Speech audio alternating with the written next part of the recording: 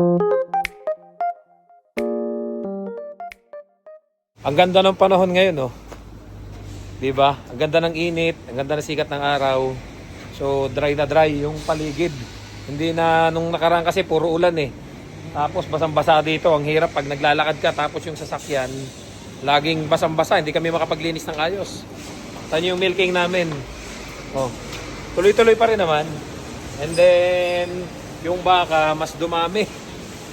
Dati nasa 700 plus na lang ngayon. Papunta na uli kami sa 1,000. So talagang nakakangalay na rin, masakit na rin sa balikat.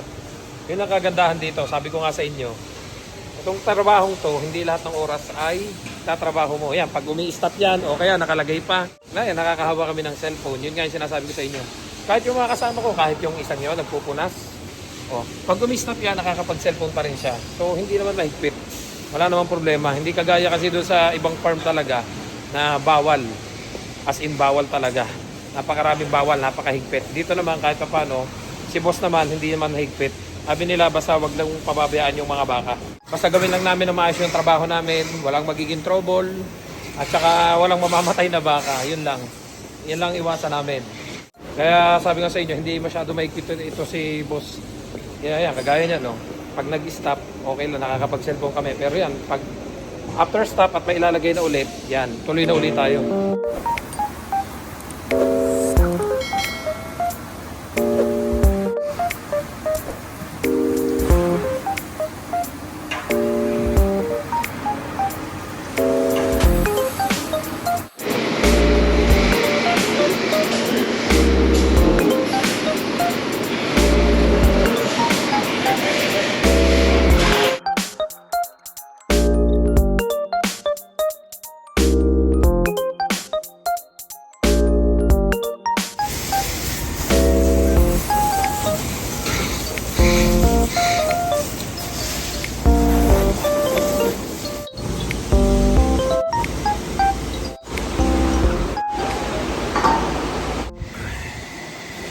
Hey, uwi na naman.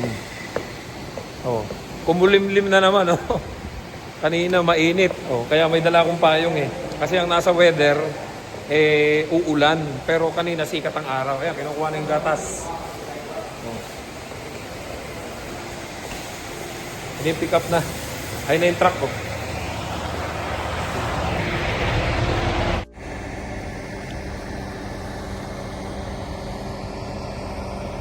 Ito yung oras ng pick up ng gatas namin eh. Anong oras na ba? Mag-alas 5. Tapos, ayun nga pala, kita nyo. Malapit kasi kami sa Abbotsford Airport. Kaya dito, panay ang lipad dito ng eroplano. And then nga pala kanina, habang nagmi-milking kami, si boss, panay ang kwento sa akin.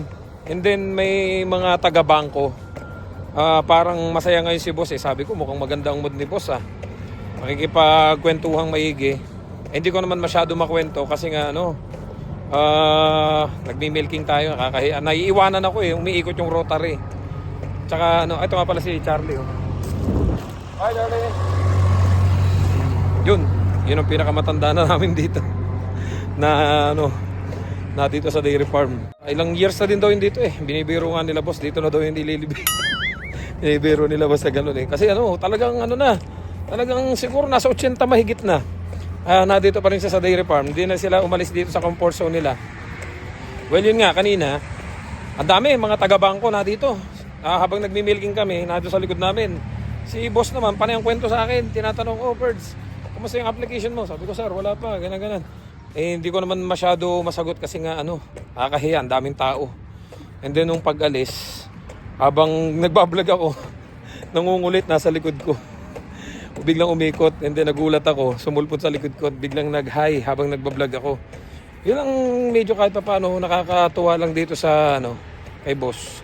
Kahit minsan na may mga hindi pagkakaunawaan, at least inaalod tayong gumawa dito ng vlog sa farm.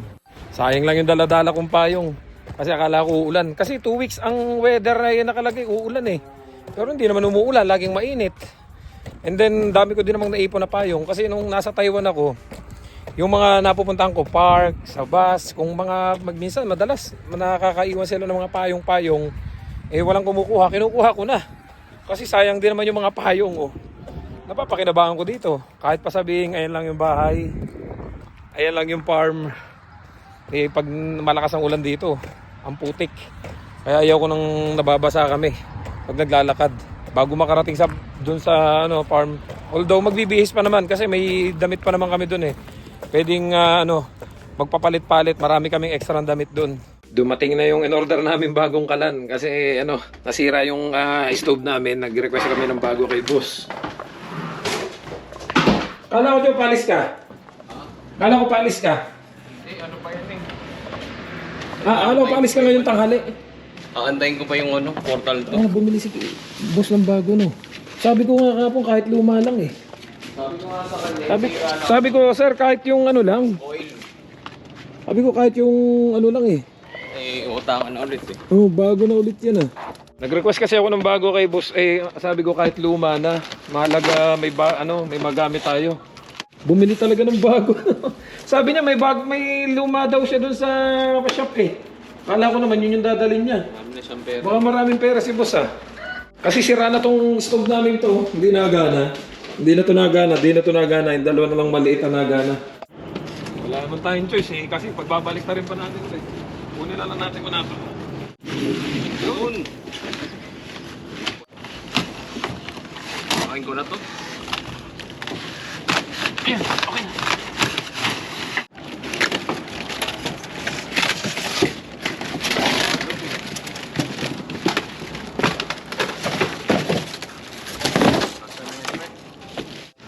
Sa kahoy ang kahawak, sa kahoy. 1, 2, 3.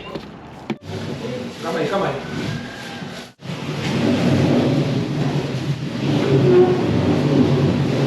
Bago na, sarap mag-open nito. Nakapag-open na tayo nito. Nakapag-bake na. Bagong-bago yung lutuan namin. Nakakapag-bake na rin, pre. Namimiss ko nung mag-bake eh. Pwede tayong gumawa dito ng mga pwedeng i-bake. Tinapay, pandesal, at saka yung makapag-bake ng maganda to. Kaya nga lang, ito, kailangan linisin yung binababad to eh. Tapos pag nangingitim to, bagong-bago. Wala, may panlinis na tayo dito, maalagaan ito. Kasi nakakatamad mag-bake dun sa isang yun. Ang dami ng langis sa loob. Oo. Pwede ka na rin, pwede ka na mag-lechong dito, lechong belly. Pwede. Di ba? Oo. Nire-request lang namin second hand. Sabi ko kahit yung pinaglumaan, binigay sa amin bago. Siguro si boss ngayon, maraming pera. Kasi nabawi na uli yung farm kanina na daw ulit. Kaya medyo masaya si boss.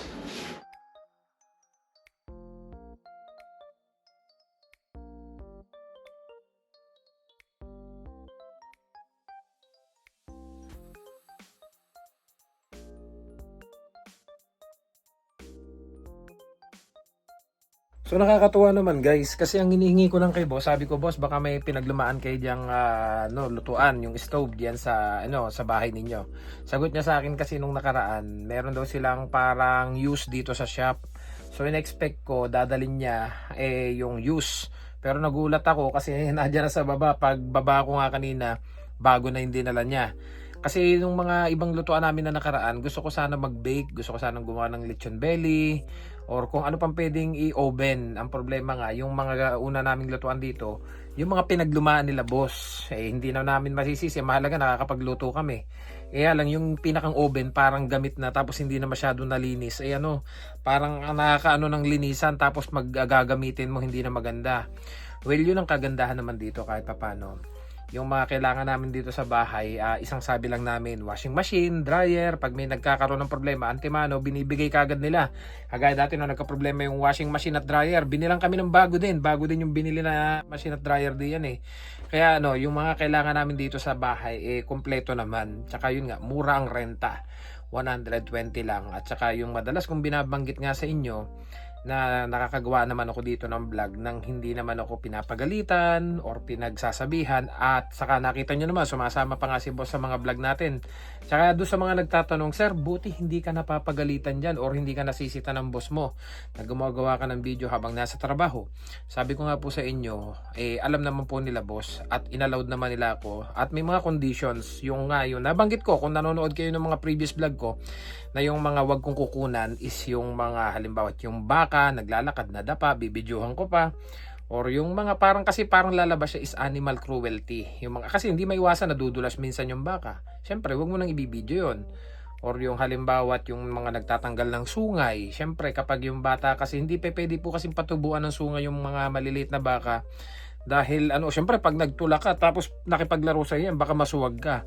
Kaya kung napansin nyo, lahat yung baka namin dito is walang sungay. So putol na po yung mula pagkabata, kaya hindi na tinutubuan ng sungay pag malaki na. So yung mga ganung bagay, kaya nga sabi niya sa akin, yun lang yung mga wag mong kukunan birds, kasi baka nga lumabas parang animal cruelty. Pero sabi ko nga sa inyo kanina, di ba nga nakita nyo naman, kumakaway-kaway pa si boss sa vlog ko, nakita nyo nagbibideo ako, wala namang problema. Pero dun sa ibang mga nababasa ko, nakatulad nito, sabi nga dito sa post na nakita ko, just give you guys a heads up. I know a lot of people today are bloggers, content creators. But be careful what you are posting on your wall because it might be used against you, so you will be deported. I know someone working here while on tourist visa, ang work nila is housekeeper sa isang hotel. Ginagawa nilang content ang daily life nila sa Canada. So that included yung work nila sa hotel. Someone siguro nakakilala nila, di kasi sila sure kung sino, reported them to IRCC na working sila dito while on tourist visa. Pinatawag sila for interview, and sa interview di na sila nakasalita kasi proof na agad yung unang ipinakita. Sinend ng sumbongero yung mga reels nila while working sa hotel. Na-revoke ang visa nila and ban for 5 years. So can you imagine that? Hindi ko naman po nila lahat, pero mostly kasi nung mga dumarating dito na yung iba ay wala pang maayos na status, gagawa ng mga reels, ng mga kung ano ng vlog, and then ipopost nila sa social media, which is alam naman nila na bawal. Dahil sa totoo lang po, kahit nga yung ibang mga naka-working permit na dito, na gumagawa ng video, ay may mga limitasyon po sa paggawa ng video. Kasi yung ibang mga farm na napuntahan ko, tinatanong ko, pwede ba mag-video? Bawal talaga doon sa iba. Kalamitan po dito is bawal talaga ang kumuha ng video doon sa mga trabaho nila. At lalong-lalo na doon sa mga dumarating dito ng mga naka-tourist visa at may plano pong mag-cash job. Nagkalat po yung mga nakikita kong post dito sa Pilipino, British Columbia, na mga nagtatanong, baka po pwede akong mag-cash job, naboboring na po kasi ako dito. Tourist po ako dito, nakikituloy po ko sa pinsan, sa kamag-anak ko po dito. Kahit papaano po, pambili ng mga luho-luho ng mga gusto ko. So sabi ng mga comment doon, nababasa ko, sana gamitin mo yung isip mo, kabayan. Ikaw ay naka-tourist, then magka-cash job ka, baka maban ka pa. Enjoyin mo na lang yung bakasyon mo dito. And then yung nga po dati, meron akong isang subscriber na napanood niya yung mga videos natin noong mga panahong pwede pa yung tourist visa into working permit, nung ina-allowed pa, bago pa nag-close yan. So nakahanap siya ng working permit dito sa consultant natin na inire-repair kay Sir Kel Hansen.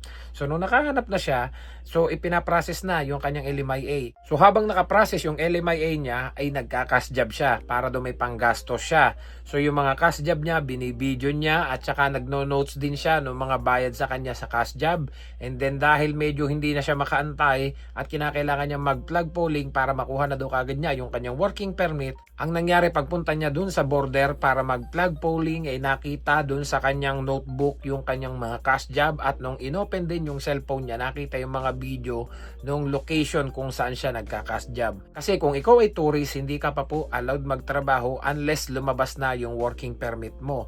So sa mga kagaya naman itong binasa ko nga sa inyo kanina, mga naka-tourist tapos ginagawang daily life content yung kanilang ginagawang pagka-cash job. So malaki po talaga yung chance na kapag nakita yan na nakapost sa inyo, nakapublic pa naman. Kaya dun po sa mga gumagawa ng mga content, ng reels, ng shorts on TikTok, na mga wala pang maayos na status, and then gagawin yung daily content, yung inyong daily life dito sa Canada, na wala pa naman kayong maayos na status, wala pa kayong working permit, sana po magtanda po kayo na alam nyo naman na mahigpit ang immigration dito. Baka mamaya masilip sa wall ninyo na kayo ay may mga ganyang video, and then yun yung maging ebidensya nila para maiban kayo dito sa Canada. Kaya laking tuwa ko dahil dito naman sa farm, mapa yung mga anak ni boss na mga lalaki. Pag gumagawa ko ng video, kumakaway pa yon. At sabi pa nga nung minsan dati, nung summer yon, nung sila yung mag-harvest dito, sabi nila, dala mo ba yung drone mo? Paliparan ko daw sila ng drone para kiuha daw sila habang sila yung nag-harvest ng mga mais, yung mga papakain sa mga baka. So nakakatuwa lang talaga. So yun yung bagay na kahit papano na-appreciate ko dito sa work ko. Kasi habang nagtatrabaho tayo, kahit papano nai-enjoy ko. Kasi na-share ko sa inyo yung mga daily life namin, yung mga ginagawa namin dito sa farm, yung buhay ng isang dairy farmer dito sa Canada, na-share ko lahat yan sa inyo. Nang hindi naman tayo pinapagalitan, ina-allowed naman tayo ni na boss na gumawa ng video. At ang isa pang good news ay mukhang maganda yung naging resulta ng pakikipag-usap ni boss do sa mga taga-bangko kanina. Kasi talaga lagi siya nakangiti, nakikipagkulitan, nakikipagkwentuhan. Madalas din naman sinasabi sa akin ni boss na pray lang first na everything will be fall into the right place. Kaya para sa akin, tama pa rin yung naging desisyon ko na mag-stay pa rin muna ako dito dahil bukod sa mura na yung renta, kahit papano nagagawa ko yung gusto ko dito nang hindi na ako nangangapa. Kumbaga, naka-adjust na tayo. At saka sabi ko nga sa inyo, bukod sa mura naman yung renta, ang lapit lang ng trabaho namin, kahit papano, ayan isang minuto lang lakarin. Tapos kumpleto naman kami dito, hindi na yung manghirap mag-a-adjust ka pa eh. So magantay na lang tayo ng ating application. So hanggang dito na lang guys, don't forget to subscribe, like, and share this video para kahit paano may idea kayo sa mga buhay-buhay namin dito sa Canada. See you guys sa next vlog. I love you all. God bless. Bye-bye.